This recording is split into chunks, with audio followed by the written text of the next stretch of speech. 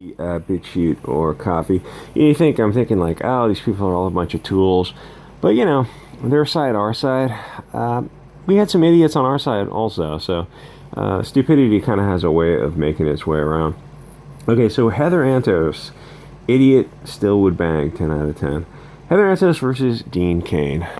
Okay, all this Comicsgate stuff. Heather Antos, she feels like it's kind of 5 years too late for comics. She thrives on attention, but if it wasn't for Comicsgate, nobody would know anything about her.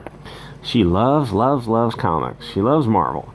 Then she loves video poker. And then when she got fired, she loved Valiant. And then when she got fired, she loves whatever, something else again. I don't know where she is now. But she's like Renfamous, who absolutely must be in the limelight. Both girls would do anything they could to suck up to the people in comics, which is a weird way of sucking your way down. That aspect of Comicsgate is over, the fighting with the SJWs, because Comicsgate is very firmly established.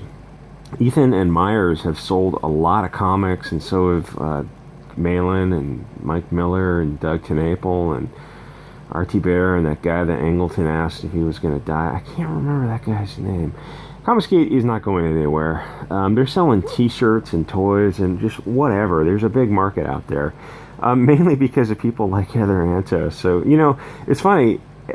Myers kind of owes. I would be sending Mark Waid a birthday gift of flowers every year. Thanks, buddy. Thanks for making me sell thousands of comics. It's like Mark Waid gave Comicsgate the right kind of publicity because he was a good person to hate. Because don't get me wrong, he's evil, but he was the right person in the right time. Anyway, comics is like a small industry. Comicsgate is a small industry, but it's growing where the mainstream. What about our manga sales? Wait, are those your sales? Like, if you're Marvel, what percentage of those profits? Oh, you don't get any of those profits. Why would you?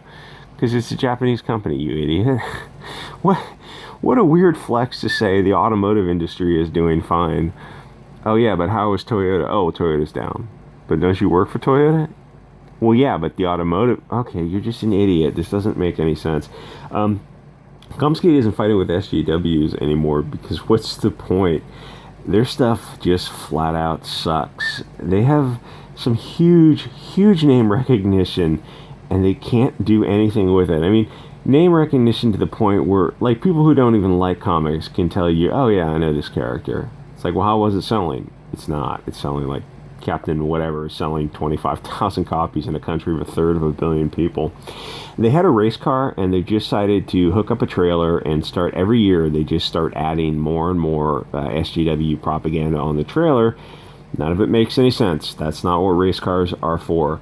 Comics were always about anti-white propaganda. No, they weren't. This modern anti-white push is sick and vile, and it just doesn't help your sales at all. Is Comicsgate going to be around for a second generation? Who knows? And it doesn't matter? Probably not. If it keeps growing, then yeah, it'll be around for a second generation, maybe. But the mainstream is shrinking and destroying its infrastructure of new buyers. And Comicsgate's a different model, too. It's selling to adults via social media. It's an entirely... And it's selling prestige format, I don't know, premier products. Yes, you're paying a premium for some of the stuff. But you're getting what you want, where mainstream stuff is just, it's nothing more than propaganda now. I don't think there's anything good in the mainstream. And please don't mention Immortal Hulk with Al Ewing. It's absolute cancer, and I can go into that in another video if you like. There's a cartoon I think Cecil made of Mike Miller, who's just nonstop attacking himself, and I do like Mike, but that is hysterically accurate. Mainstream comics isn't even as bad. Mike Miller's not even as bad as what the mainstream is doing, because Mike's taking unknown properties and trying to push them, and the mainstream is taking things that are known anywhere English is spoken. People in India are doing like Spider-Man movies, without the legal rights, but it doesn't stop them.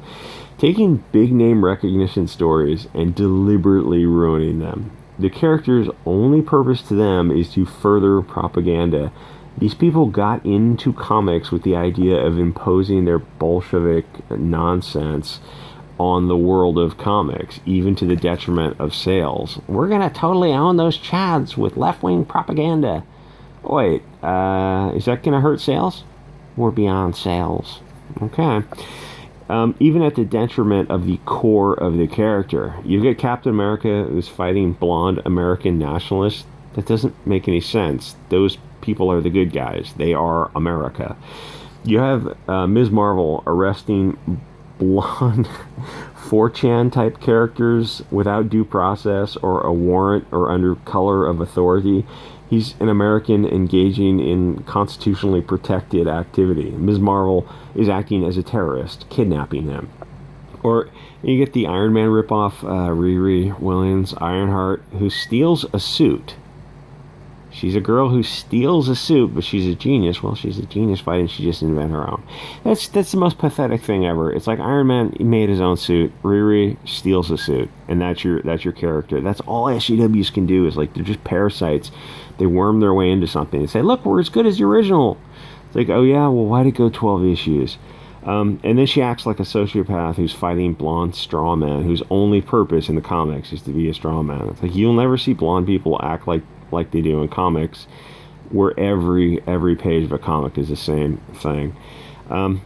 You've got these characters. It's like, oh, we love them so much. We got into comics because we love these characters. So then why'd you race swap them and sex swap them? Like, that's not the original character. You fundamentally changed it. Yeah, you don't have an answer to that. It's like, oh, well, we're updating it. No, it's not the character. Why don't you just create something new? Truth be told, nobody would buy anything new they create because, one, they're not very creative people.